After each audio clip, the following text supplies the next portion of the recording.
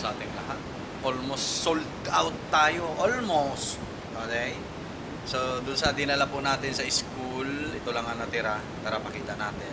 Ayan. Right? Ayan. Hindi na lang. Diba?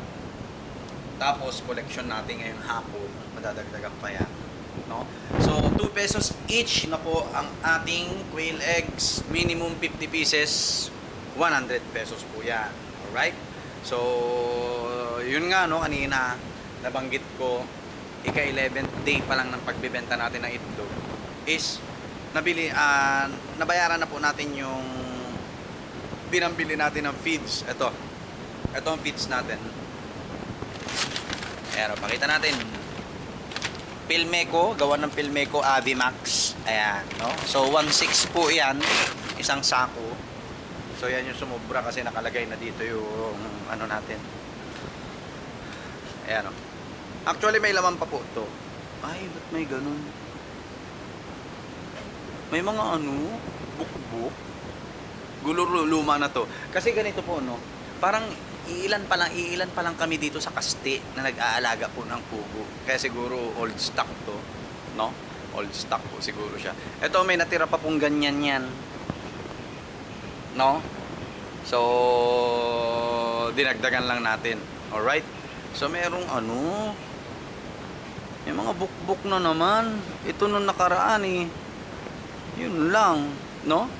So, yun. Ika-11th day ng pagbebenta natin ng itlog. Naawas na po natin yan. No?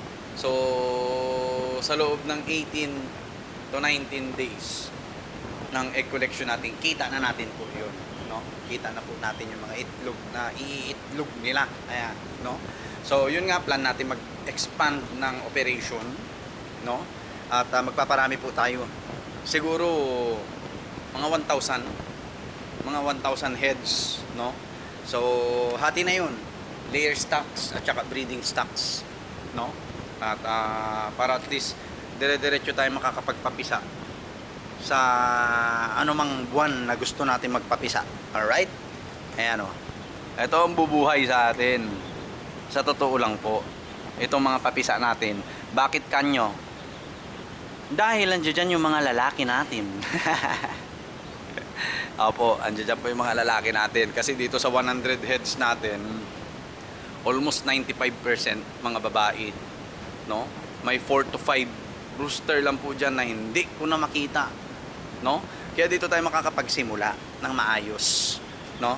Dito po tayo makakapagsimula na maayos sa papisa po nating ito. Actually ito po galing po sa kanila. Ayan po, galing po sa kanila.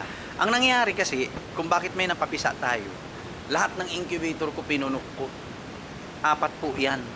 2 automatic incubator tsaka 2 DIY incubator. Kaso nga lang yung isa inabangan po ng mga Primso student, no? So, nung nag-candle ako, silang lumitaw na may laman. Okay? So, dito po tayo makakapag-reset, no, ng ating breeding, no? So, mataas na po ang hatching rate nito kasi makokontrol na natin yung ratio ng rooster sa hen, no?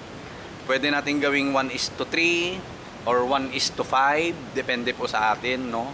Siguro ang gagawin ko ay ano siguro 5:20, 5 roosters sa 20 inahin. Ayan, maganda na rin po yun, no? So gaganon ang gagawin po siguro natin, no? Every scratch pen may 5 rooster sa 20 na inahin. Yan. So 25, 25, 25, 25, bali 100 na po dito ang may ilalagay nating breeding stocks. Meron pa po tayo dito. Ayan. 2 kwarto pa to. Ayan o. Dito. At saka dito. No? So, tingnan natin kung ilan na magkakasya dyan ang mga breeding stocks natin. And then, kapag nakumpleto na po natin yung mga breeding stocks natin, sa mga susunod na papisa po natin is mga laying stocks na po natin. Dyan sa growing pen 1, 2, 3, 4. Ayan. No? Yan po ang gagawin po natin. So, abang-abangan nyo po yan at tayo po ay magpapapisa. Gusto ko i-clear dito. Naguguluhan ako. Parang hindi ko alam kung anong gusto kong alisin. Ito aalisin ko to dito. Pati itong mga to, oh. Mga ganyan ni mama, nakakainis. Imbis maluwag, may mga ganyan-ganyan pa. Dito pa rin yung bike niya, hindi niya pa pinapagawa yung bubong dun sa harap.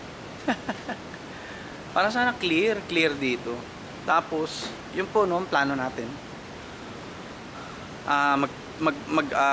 Expand ng operation natin, no. Mag-e-expand po tayo ng operation.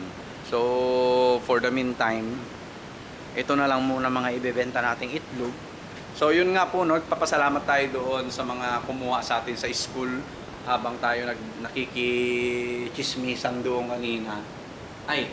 Nakikipagbrigada pala, no? Nakikibrigada. Ayan, maraming salamat po. Ayan, si Sir Dick, yung school head po namin. Si Sir Daniel, balos-balos. Okay, kumuha rin sa atin. Si insan ko na doktor, Loro Pinback, Machiorphilia. At saka si Kuya Eugene Suri Santos. Ayan, no? Ubus halos. Okay? So 450 pesos yung kinita natin, no? So yun po, no? At abang-abangan nyo po. Marami tayong kaganapan this year. At focus po tayo sa quail breeding and propagation. Yung mga manok po natin sa kabila, maintenance na lang po yun. Bahala na sila sa sarili nila. At ang mahalaga po is makapag-expand tayo ng quail farming industry natin or quail farming business po natin. Alright, so yun lang po. God bless po sa ating lahat. Peace.